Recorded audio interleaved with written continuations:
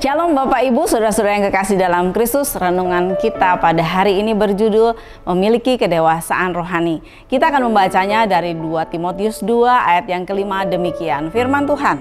Seorang olahragawan hanya dapat memperoleh mahkota sebagai juara apabila ia bertanding menurut peraturan-peraturan olahraga. Seorang olahragawan yang ingin mendapat juara tentunya dia harus berlatih. Dia harus bertanding dan mengikuti pertandingan itu sebelumnya melewati beberapa hal yang harus dia kerjakan. Melatih dirinya, menjaga kesehatan tubuhnya dengan makan makanan yang bergizi, dengan tidur yang cukup, dan terus-menerus berlatih. Dan yang paling penting, pantang menyerah. Dan untuk melewati semua itu tentu ada proses yang harus dialami. Tidak langsung instan dia tiba-tiba mahir dalam olahraga tertentu. Harus ada latihan-latihan yang harus dilewati. Sama halnya dengan keadaan kedewasaan rohani kita. Tentunya juga harus melewati beberapa proses-proses yang harus kita alami dalam kehidupan kita. Tidak ada yang instan. Kalau dunia mungkin menawarkan hal-hal yang instan, bukan cuma makanan saja yang instan.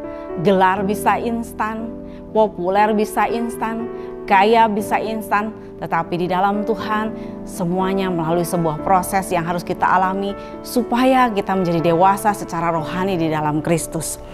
Ketika hidup kita dikuasai oleh Roh Kudus, maka kita akan bisa menjadi orang-orang yang dewasa secara rohani. Karena hidup kita dipimpin oleh Roh Kudus. Kita akan dapat membedakan mana kehendak Allah, mana yang bukan.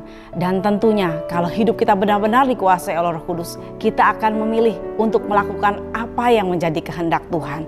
Kita akan mengalami perubahan-perubahan yang luar biasa dalam kehidupan kita. Dan orang di sekitar kita akan melihat bahwa kita berbeda. Kita tidak sama seperti manusia yang lama, tetapi ada perubahan yang terjadi dalam hidup kita. Kalau dulu mungkin kita menjadi orang yang kurang sabar, maka hari-hari ini kita menjadi orang yang lebih sabar.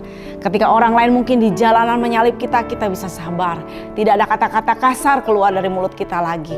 Ketika mungkin ada orang yang menyakiti hati kita, kalau dulu kita begitu membencinya, berharap bisa membalas. Tetapi ketika kita mengalami proses dan bersekutu dengan Roh Kudus, kita bisa mengampuni orang yang menyakiti hati kita. Dan masih banyak contoh-contoh lain. Ketika mungkin orang lain lebih sukses daripada kita, kita iri. Kalau dulu kita iri, hari-hari ini kita boleh ikut bersuka cita dengan orang-orang yang sukses tentunya. Dan kita mau belajar semakin hari semakin baik dan menjadi pribadi yang lebih baik, menjadi dewasa di dalam Kristus. Mari Bapak Ibu teruslah mengikuti proses Tuhan sehingga kita menjadi suatu pribadi yang berkenan di hadapan Tuhan. Selamat pagi dan selamat beraktivitas. Tuhan Yesus memberkati.